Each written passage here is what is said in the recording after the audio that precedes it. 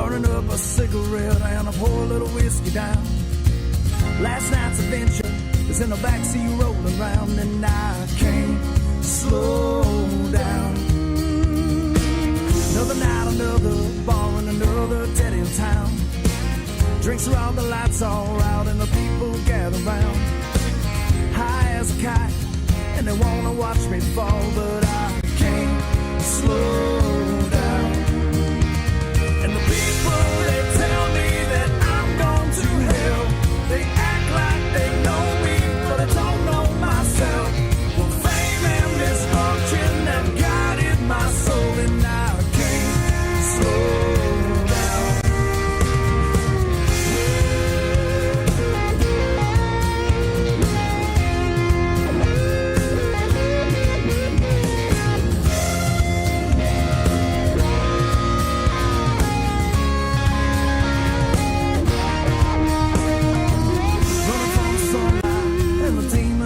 Past. Every town is another girl, and she finds out it won't last. Always moving forward, cause there ain't no looking back, and I can't slow down.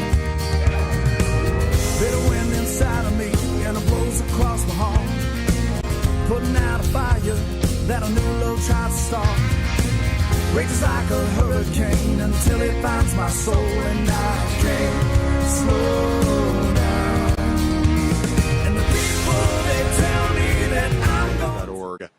And check him out.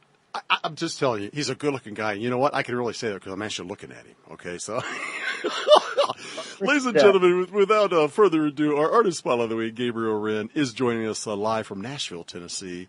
Welcome to the show, man. Thanks, man. How you doing? Oh, good, man. We were been just pumping you up, talking all about you. You must be all into yourself by this point. Yeah, I've got a big head now. Thanks, man. You, first of all, in all seriousness, thank you for your service. Not only did you serve in the Marines, the Army National Guard, but you also did the Air National Guard.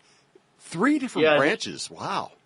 Yeah, I had a good time, man. I did 15 years total with a few breaks in service, and I learned a lot. I grew up in the military, so that was it was a good life experience for me. It definitely taught me a lot. I'm going to just throw this out there before we get off the military part of it. See, I went in the Army, I was 17 years old. And I got to tell you, to this day, I still make sure when I wear shoestrings that they're tucked in. My gig line is always straight. And I'm 55 years old now. Yeah, it never leaves. No, people who've never served don't really kind of get that. It just, I've been accused. People have actually told me, they've said, you were brainwashed. I said, no, I wasn't brainwashed. I was just disciplined. Would you agree with that? Yeah, no, it's definitely discipline. I mean, I still sit with my feet at a 45 angle sometimes. I catch myself eating dinner that way. So, yeah. All right, now, still left hand, right hand. I eat, and then I drink whatever drink I'm having. I never can get them to go at the same time like before the military. Let me ask you something. And how did and I was just listening to your song. There, I got my guns out. And you said, all the generations that your family has been involved. And I'm assuming that came from the heart, right? Yeah, that song's 100% true from the starting to the finish. So, being that, did you ever feel like you had to live up to your father's time or so on and so forth? Well, I didn't know my family history really until a few years back. My dad didn't serve in the military. My uncle did. My grandfather did. My dad missed Vietnam. He was, post-Vietnam era. And he actually became a preacher. He went to Liberty University out in Virginia. And that side of me, I guess is just something you're born with because I wanted to do it since I was a kid. And I started digging into my family history and found out that, I was related to a guy named Solomon Wren. And Solomon joined in 1799. He was a Marine, and he fought in the Tripolitan War off the Barbary Coast. Wow. And he was a real deal hero. He went over there and, set the place on fire and got stabbed and shot and then came back and served until 1805 as a marksmanship instructor for the Marines. And, it's every generation of my family has been in every single war that we've been in since that time. Now let's fast forward. I mean, you were in Afghanistan. Mm-hmm. So was my brother. My son, by the way, was also in Iraq, 2 tours. You know, you hear all about this, and you know, and I'm not saying anything, and I'm not trying to your history. I'm not trying to take away from that, but when you're literally in the crap, as they say, how do you feel? And I'm going to twist this back into the music, so bear with me. But how do you feel? Do you really think about that, your ancestors at the time, or are you just with your camaraderie with your brothers and sisters there saying, we're going to get out of here and we're going to be all safe? Man, I was thinking about food most of the time, to be honest. I was, like, that's like, did I eat this morning? That's kind of the thing that usually ran through my head when we went outside the wire was like, did I eat today? I can't remember if I ate today. But, I mean, yeah, you're really focused on the guy to the left and right of you, and my tour was really, mild compared to a lot of other people's. I mean, I didn't have, the worst kind of tour. I mean, I was in a province of Afghanistan, along the Pakistan border, and, it was a tough year, but it wasn't, as bad as some people's year. So I don't know, man. I guess I never really thought about it then, and I actually haven't thought about it now until you asked. Well, and I think I think it's pretty common. All right, now let's get back to it. You went from a rodeo cowboy. First of all, what's the story with the rodeo cowboy? Tell us, please. Who wants to strap themselves on a damn horse or cow and just hang on? Here we go. Well, I don't have a good explanation for that. I might be a few shy upstairs to do stuff like that, but I grew up in Northern California, which is what that song is about. There's actually a town called Whiskey Town, and I grew up in Redding, and Whiskey Town's just a few miles up the road. And I was always around that. Northern California, most people don't know, but it's heavy into agriculture. I grew up. One of my best friends, Wade Jenkins, and his family, they're rice farmers. And I grew up spending time, living a country style life around them and learning life lessons on farms and stuff. And rodeo was just something I enjoyed watching. I was a huge fan of it growing up, and I loved Chris Ledoux's music. And, the opportunity came up when we were in high school to start doing it, and I went ahead and did it. And I enjoyed it, and I did it for a couple of years after that while I was in the military, and joined the PRCA for a year and rodeoed there. And I don't know, man, it was just a good time, but it's adrenaline. I mean, I'll do it if it's got an adrenaline rush. I'm in. Let me ask you something. How much was your creativity or your music? Did you ever take that to you when you were out with your battle buddies there in Afghanistan? Did you guys ever pick up a guitar and just let loose? Yeah, there was other guys that did that. I wasn't heavily involved in music really until about 2 years ago.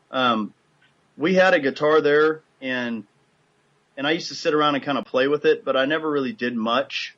But it wasn't until about 2 years ago when I actually got into music. But there was a few other guys that were, there was one guy, he was just an amazing guitar player. He could play classical music.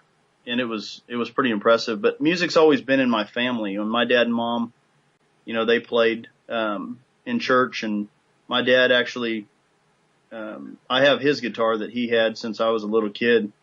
So, I mean, it's always been there. I just never, cultivated it until the last couple of years. I got to tell you a story, and I've shared this with our listeners before.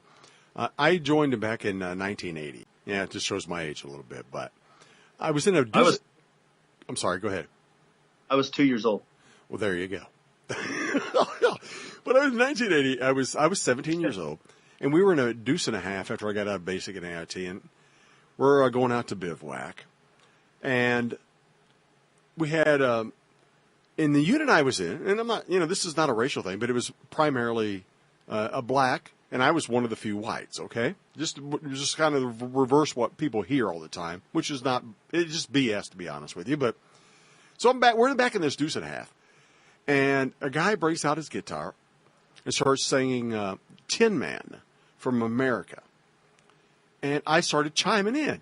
And from that point on, I got called the Blue Eye Soul Brother for some reason. And I've shared that story before, but that's a true story. But I always found that wherever I went, music seemed to be a key. And I guess that's why the station is what it is the fact that music is so universal. It puts you in its place.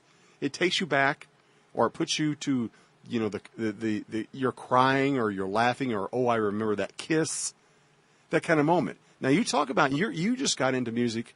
I'm reading here, you really entered it in November of 2014. Now, you take all of what you've got, and all the history, and all of a sudden, boom, I'm in all the way. What made you go in all the way? Well, that kind of goes back to the rodeo thing. I don't really know. I don't know. A friend of mine, and I'm not trying to name drop, but I've got to tell the story because this is how it happened, and I always pay homage to him. But a friend of mine's name is Jason Hervey, and Jason Hervey was the older brother on a TV show called The Wonder Years. He played the really ornery older brother on that show to Fred Savage, and we became pretty good friends, and he was showing me clips from TV shows he was working on. He is a co-owner of a company called Bischoff Hervey Entertainment, which is Eric Bischoff, the former wrestler, and himself. And they produce television shows. They produced Outlaw Country, the one that I was on. They produced a show called The Devil's Ride. They've done a lot of stuff with Scott Baio, all sorts of network stuff. And we were sitting around one day, and I was kind of goofing off, and he goes, man, you got a really cool voice. You ought to do something with it. He goes, you're in Nashville. I mean, why don't you write music or something? And I kind of got into it for therapy, but at the same time, there was an opportunity to, actually maybe do something. And so I watched a pilot for Outlaw Country, and I went home and I woke up. I don't remember what time it was, but I had this idea in my head for a song, and I didn't really know how to play it. So I went on YouTube, and nobody ever believes me, but I went on YouTube and I looked up Outlaw Country chords on a guitar, and it was about minors and standard chords. So I played an A minor, C, and a G, and I wrote the song off of that. And I sent it to him. I said, I don't know if this is any good, man. And he called me immediately and said, dude, this is really good. I'm going to send this to the network. I think it fits the show really well. And the network ended up liking it a lot. And that's kind of how I got into music. But what it's transpired into is an opportunity to reach out to other veterans and, tell a story and try to help them, with music. And I tell people all the time that music, kind of saved my life. Because I went through some pretty dark times, and the music was always there, and it kind of pulled me through things.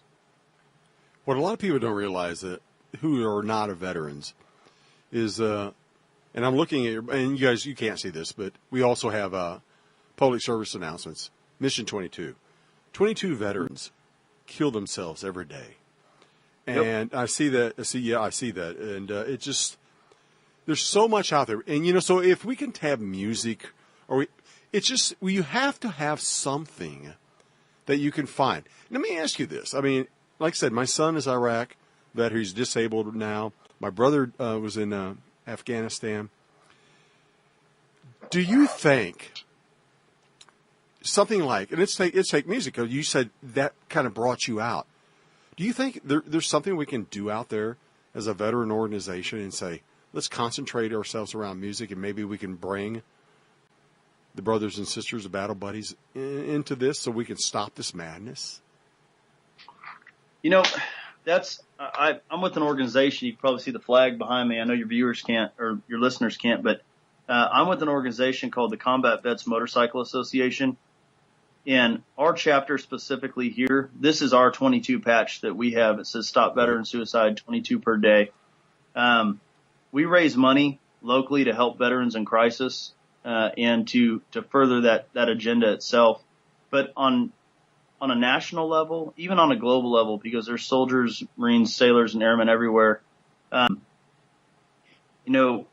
One of the things that's really cool is the music, and there's a lot of veterans that are into the music business or want to be in the music business. And if we could get some kind of structure, some kind of organization to where, we could do concerts that are solely based, with veteran performers, and we send those guys around kind of like a USO tour and reach out to other veterans and set up, not just play a show and raise money, but play a show, do a mentorship program, link them up with other organizations in their community that will be willing to step in and help them if they need it. Because a lot of vets, as you know, they feel alone sometimes.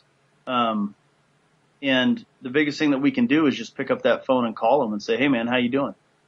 Check in with them once in a while, and reach out, because that simple phone call, that gesture, that could be the difference between them taking their life that day. Wow. All right, let me ask you something. I'm going to and I'm not trying to take away from the levity of that, because believe me, that's very heavy, and I get it, and I do.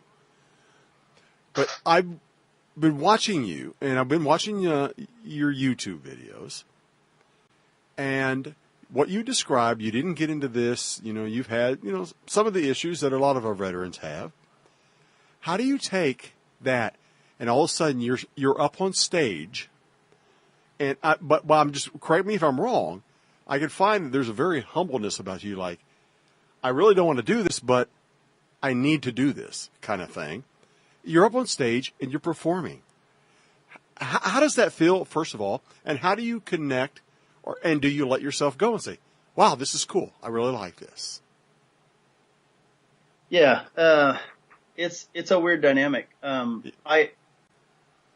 There's part of me that doesn't enjoy being in front of people, but there's a deeper desire to perform and maybe reach somebody. So for me, it's kind of like a double-edged sword. It's nerve-wracking as hell. I mean, I know that, brother. It is being up in front of people and pouring yourself out is probably one of the most nerve-wracking things I've ever done. But I feel like that I have an obligation, that God's given me a talent. And I guess that's questionable depending on who you talk to, but he's given me something. He's given me a platform, to affect change and to reach out and use the experiences in my life to hopefully, engage with someone. And we've seen it here. Just, I own a gun store here in Tennessee. And so what I do all day is guns, and then I go play with music. And I've seen it here just in this store, the ability that we have, no matter what our platform is, to engage other vets and really try to help them. But, I guess really to answer your question, it's more about just kind of letting go and being vulnerable, which is a very tough thing for veterans to do. I was the commander of AMVET's post here in where I live, as well as a district commander. And people, they said, you've been on the radio, you do all this, and you're crazy. But some of the hardest things I've ever done is getting up in front of 300, 400, 500 people and giving a little talk. It's just like, they say, well, what do you mean that bothers you? Well, it's not normal for, just to be throwing yourself out there. But if you believe in what you believe, and I've heard that in your music, in your commentary on your YouTube pages, that you really believe what you're doing. And I think that really does overcome. It's not only a military trait, in my opinion. It's just something that we all need to say, guys, you can suck it up. This is hard. We all know it's hard. But, if you really believe in this, let's do it. And that's what made American Veterans Radio what it is. Yeah, that's really what it boils down to, is every person has it within them to be something great. And I don't mean great in the world's eyes.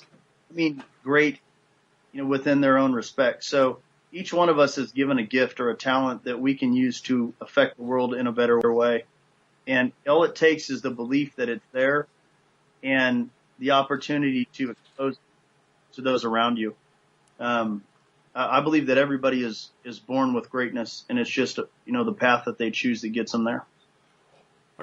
Besides all your military when you finally decided to do this, I'm reading here, you actually went out and you educated yourself in audio engineering. What did you do? Yeah, it kind of all happened real fast because of the TV show thing. With Outlaw Country, they sent me a note and they said, "Hey, we like this song. We want a full studio production." And I kind of went, "Oh crap! I don't know what that means. How to do that?" I get you. So I had no idea what to do, and I used what I had left of my GI Bill to go to a school that taught audio engineering. And so I went in and I learned music from, I'm talking the wave level, all the way down to the metrics of what makes music and the way it works and what sounds right and what doesn't sound right, and what the ear wants to hear. And I went ahead and took that and then, got that education. And then I got a phone call one day from a guy named Buddy Hyatt. And he was a member of the band Toto, and he's a songwriter and a really great producer and friend of mine now. And he said, "Hey, man, my dad told me to call you and said you might be involved in some music." Well, that family that I grew up with, the Jenkins family in Northern California, they're a farm family. And Buddy Hyatt's family is a farm family in Northern California as well. And so they had linked up on that side of the country and put us together in Nashville. And I went to Buddy and said, "This is what I'm doing." And Buddy said, "Whatever you want, man, I'll help you out." So we ended up making the song for Outlaw Country. And I got to co-produce it with him and be a real big part of it. And we had phenomenal artists that played on that. I mean, some of the best in the business, like Brent Mason, Garth Justice, Swine Anderson. I mean, just some of the huge A-list players in Nashville. And I was really fortunate. And that's been a relationship that's developed between me and Buddy, over the last few years. And he's one of my closest friends, if not family at this point. When I listen to your music, I kind of get a feeling that, yes, it's what we call kind of a modern country, if you will. But I'm reading here where you call yourself a little country / rock, but out of your four, and I'm just taking something that I pulled off the net. You said some of your influences are Bob Seger, AC/DC, Metallica, and then I throw in Waylon because 3 out of the 4 have nothing to do with what we would consider "quote unquote" country music. No, I have ADD, so my and anybody that knows me, and one of my buddies is sitting here in the room with me right now, and he's laughing because he knows. I mean, if you see me around here, I've got ADD in every form. If it was ever diagnosed when I was a kid, it would have been me. But I love every kind of music. I mean, there isn't a genre that I don't really care for. I mean, I listen to everything from Andrea Bocelli and Sarah Brightman to, old school country. I'm talking, Carrot Top Anderson. I'm really going way back. And it's because of the stories that's in the music. That's what I listen to is the lyrics. And that's where I feel like I've really started growing as an artist is more in the lyrics of what I'm writing and trying to tell a story. And I use all those influences across the board over the years. I mean, I grew up in a house that listened to Whitney Houston and Lionel Richie and Air Supply and Amy Grant. And I mean, my dad's kind of the same way. He was all over the board with music. Thus is why I call my Thursday show the Mix It Up, because I've been all over I have a friend that I grew up with. We actually went basic training together, and I used to listen to Beethoven. And he's like, "What the hell are you listening to this elevator music for?" But I could also listen to Bob Seger, which is one of my favorite artists. So I'm with you on that one. All right, now I've got a song. Go ahead. I've got a new song coming out called "Where the Night Never Ends" that should be done here in the next, hopefully the next 3 or 4 weeks, and it is very reminiscent of a Bob Seger song.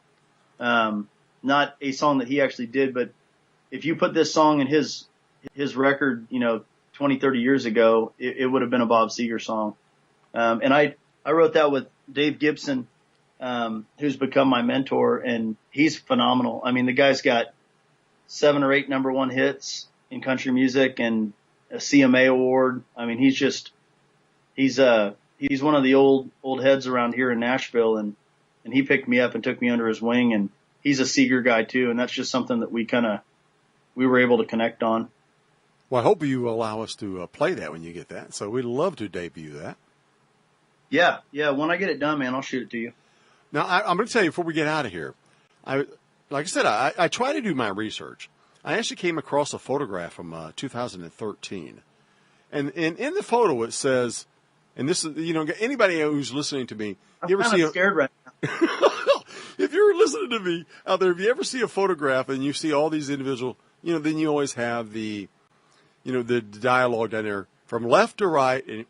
And here we go. We got Eric Smith, Brett Elridge, Derek Bentley, Gabriel Wren, oh, that'd be you, and Ricky Kelly, all attending the Derek Bentley 8th Annual Miles and Music for Kids in Cincinnati. Or excuse me, in Nashville. Yeah.